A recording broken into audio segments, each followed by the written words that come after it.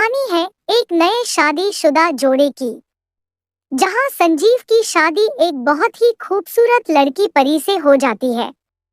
शादी के बाद दोनों की जिंदगी बहुत प्यार से गुजर रही थी। संजीव परी को बहुत चाहता था और उसकी खूबसूरती की हमेशा तारीफ किया करता था। लेकिन कुछ महीनों के बाद परी को चर्मरोग हो जाता है और धीरे धीरे उसकी खूबसूरती जाने लगती है।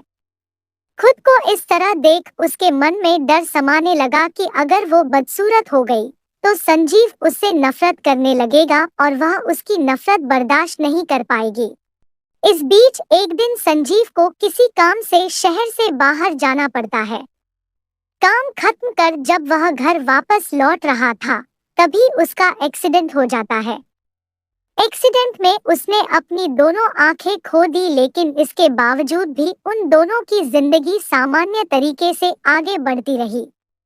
समय गुजरता रहा और अपने चर्मरोग के कारण परी ने अपनी खूबसूरती पूरी तरह गंवा दी। वह बदसूरत हो गई, लेकिन अंधे पति को इस बारे में कुछ भी पता नहीं था। इसलिए चर्मरोग का उनके खुशहाल विवाहित जीवन पर कोई प्रभाव नहीं पड़ा। संजीव परी को उसी तरह प्यार करता रहा। दिन गुजरते गए और एक दिन परी की मौत हो गई। संजीव अब अकेला हो गया था। वह बहुत दुखी था।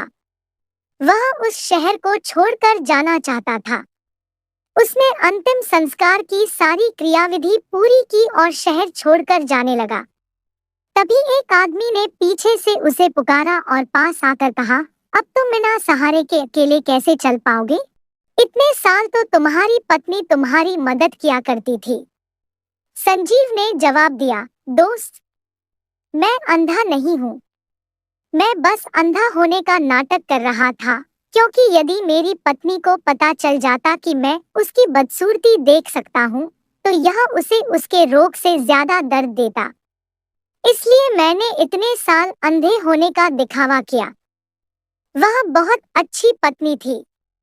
मैं बस उसे खुश रखना चाहता था। दोस्तों, हमें भी खुश रहने के लिए एक दूसरे की कमियों के प्रति आंखें बंद कर लेनी चाहिए और उन कमियों को नजरअंदाज कर देना चाहिए।